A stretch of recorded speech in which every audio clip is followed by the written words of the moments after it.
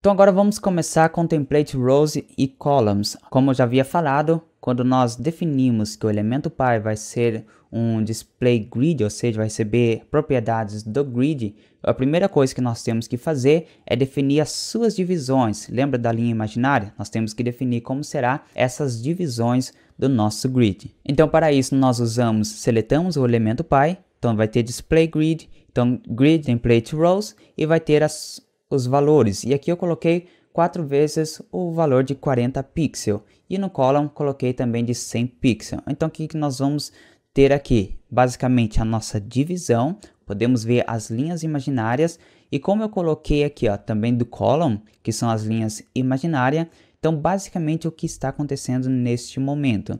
Nós definimos grid template rows de 40 pixels, então podemos ver que apareceu 4 vezes o row aqui nesse momento. Por quê? Porque nós definimos 4 valores no grid template rows, e apareceu 4 colunas porque nós definimos 4 valores em grid template rows. E dentro dessas divisões vai aparecer os nossos elementos, e quando nós definimos desta forma, os elementos vai estar cada um em um quadradinho. E podemos ver como definimos de 40 pixels o nosso row, então cada row vai ter 40 pixels. E o nosso column também vai ter uma medida específica, que nesse caso será de 100 pixels, e vai ter 4 divisões porque definimos 4 valores. E claro que por enquanto não é responsivo, porque nós definimos valores exatos, e quando nós trabalhamos com responsividade, nós não trabalhamos com valores exatos. Então o que nós trabalhamos? Com valores fracionados, que é a unidade medida FR. Você vai ouvir falar bastante quando você estiver trabalhando com o CSS Grid. Então a partir desse momento o nosso layout ele vai ficar responsivo.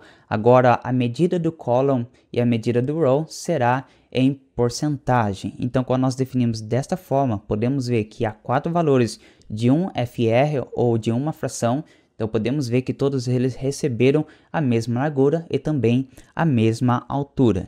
E quando nós trabalhamos com valores repetidos, neste caso, nós podemos fazer desta forma. Como há 4 valores repetindo, então nós simplesmente podemos colocar repeat, e dentro de parênteses colocamos o 4 e o valor desta divisão. E assim também para o rows e também para o column, tá ok? Agora um outro exemplo aqui de divisão. Agora no row nós apenas colocamos um valor, então aparecerá somente um valor. Mas só que no grid template columns colocamos valores diferentes. Primeiro uma fração, e depois 3, e depois 1, e em seguida 2. Então o que vai acontecer neste momento? Então podemos ver que o nosso layout ele mudou um pouquinho. Então podemos ver que neste momento a coluna 2 será 3 vezes maior que a coluna 1, e a coluna 3 será também semelhante à coluna 1, mas a coluna 4 será 2 vezes que a coluna 3 ou a coluna 1. Então é desta forma que nós trabalhamos com a divisão, com a separação das grades